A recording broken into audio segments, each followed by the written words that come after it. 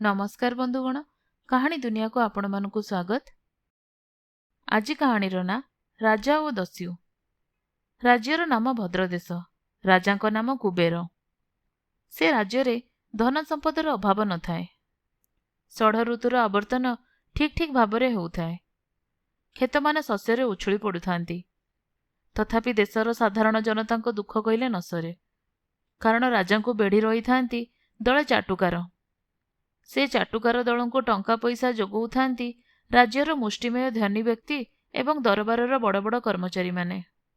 सेही दुई दल राज्यर सबु संपद उपभोग करुथांती। जनसाधारण सेमानक निर्यातनारे निर्वाक होई रहिथांती। हठात राज्य जड़े प्रबल दस्यु देखादेला।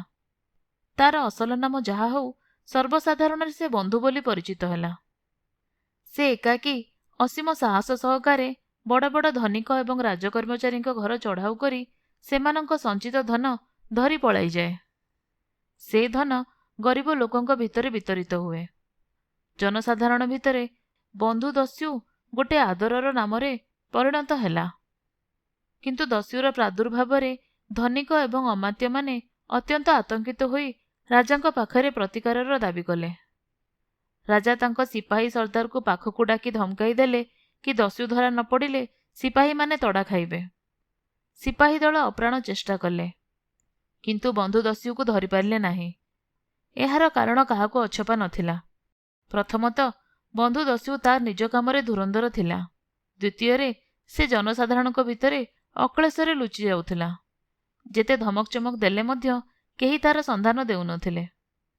सिपाही माने अकृत्य कार्य हबार देखि राजा घोषणा कले कि जी बंधु दस्यु को धराई देव से 100 स्वर्ण मुद्रा पुरस्कार पाइब। सेथिरे भी फल हैला नाही। पुरस्कार परिमाण क्रमे 200, 500 एवं 1000 मुद्रारे जाई पहुंचिला। राजा तेणिकी आउ एक उपायर आश्रय नेले। से केते जण निरीह लोकों को धरि आनी कारारुद्ध कले।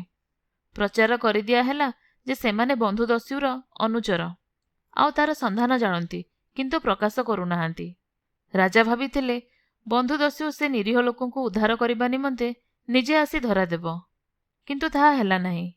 राजा का क्रोध आउ हताशा बढ़ी चली थाए।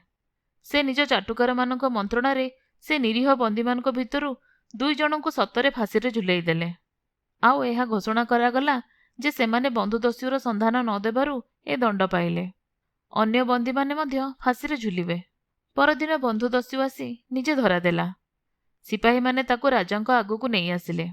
राजा कहिले, दस्यु तुमे केड़े निर्दय, अकारण 2 जन निरीह लोकंक प्राण देबाकु पड़िला। तुमे आगुरु धरा देइथिले से दुहे रक्षा पाई थांते। बंधु दस्यु तिले मध्य भय बा अनुशोचना न देखेई कहिला, धिक आपणक राजपणकु। निरीह लोकंकु दंड देबा पाप, एहा जानी मध्य आपण 2 जनकु हत्या कले। मते धरिबारे आपणक अक्षमताकु घोड़ाई देबाकु जाई आपण निर्लज काम कले। राजा कहिले, दस्यु को धरिबा अवश्य राजार कर्तव्य। जेतेबेले न्याय पर उपाय तुमको धरि न पाली सेतेबेले टिके अन्याय नकरी उपाय नथिला। बंधु दस्यु पचारिला, न्याय संगत उपाय आपण मते धरि न पारले किया से कथा भाबी देखिचंती? राजा कहिले, निश्चय जो धन लुट कर ताकू लोकंको उत्कोच देबारे लगाओ, तेणु लोके तुम संधान दियंती नाही।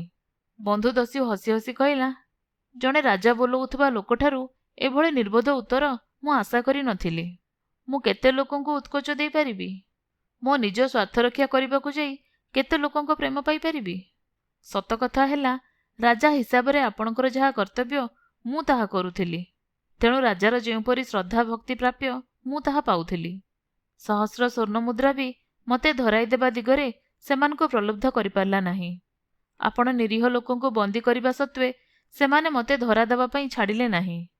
2 जण निर्दोष फांसी पाइबा परे भी सेमाने मते छाडु नथिले, किंतु मु जोर करी बाहरी आसी धरा देली। कारण जे निष्ठुर लोकंको प्रलोचन रे आपण काम करूचंती सेमाने आहुरी अनेक निर्दोष लोकंको फांसी रे झुलाई पारंती। किंतु जानी रखंतु जनसाधारण सुजोग पाइबा मात्रे तीव्र प्रतिशोध नेबे। बाहरे कोलाहल सुभिला। राजा को खबर मिलिला कि हजार हजार लोक नौर चारिपटे ठूल हेलेनी। बंधु दस्यु पई सेमाने उद्विग्न। एपरिकी केही केही कहउचंती सेमानक प्राण नहीं बंधु दस्यु को छाड़ी दिया जाऊ। राजा टिके नीरव रही ପୁଣି ପଚାରିଲେ, ତୁମେ କହିଲ ତୁମେ ରାଜାର କର୍ତ୍ତବ୍ୟ କରୁଛ। ରାଜାର କର୍ତ୍ତବ୍ୟ କ'ଣ ଚୋରି କରିବା?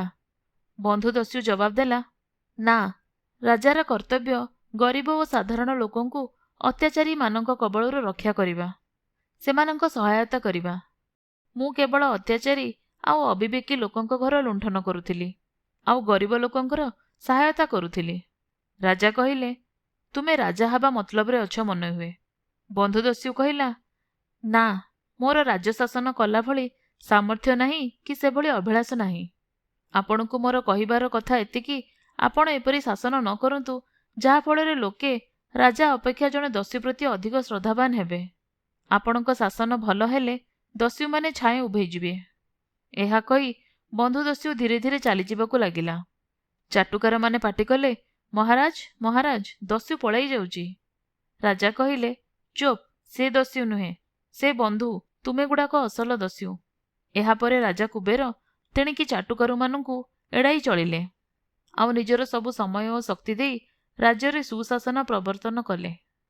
ଆପଣମାନେ ଶୁଣୁଥିଲେ ଜହ୍ନମାମୁଁର ଏକ ଗପ, ରାଜା ଓ ଦସ୍ୟୁ।